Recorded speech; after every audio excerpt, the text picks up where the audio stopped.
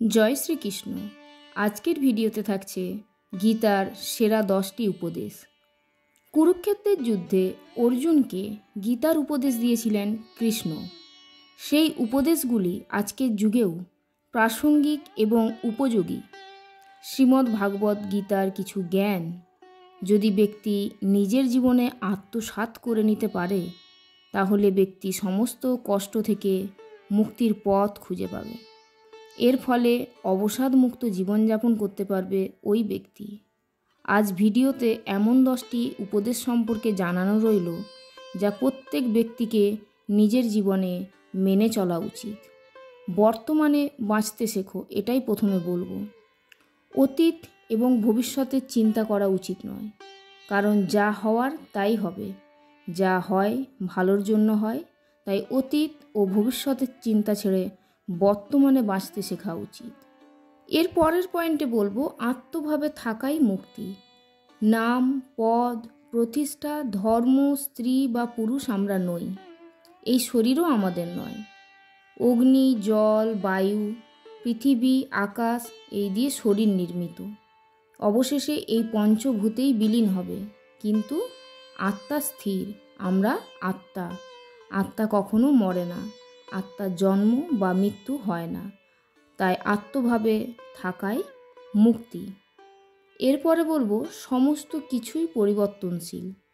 পরিবর্তন হলো সংসারের নিয়ম। এখানে সমস্ত কিছুই পরিবর্তনশীল। তাই সুখ, দুঃখ, লাভ, ক্ষতি, জয়, পরাজয়, মান, অপমান ইত্যাদির মধ্যে একটি স্থানে অবস্থিত থেকে জীবন উপভোগ করা উচিত। এরপরে বলবো, রাগ শত্রুর সমান। নিজের রাগকে নিয়ন্ত্রণে রাখুন। রাগের ফলে ভ্রম সৃষ্টি হয়। এই ভ্রম বুদ্ধিকে বিচলিত করে তোলে। এর ফলে বুদ্ধি নাশ হয়, ব্যক্তি পতনের দিকে অগ্রসর হতে শুরু করে। রাগ, কাম বাসনা, ভয় এগুলি আমাদের পরম শত্রু। এরপরে বলবো, ঈশ্বরের প্রতি সমর্পিত থাকুন। নিজেকে ঈশ্বরের চরণে নিবেদন করে দিন।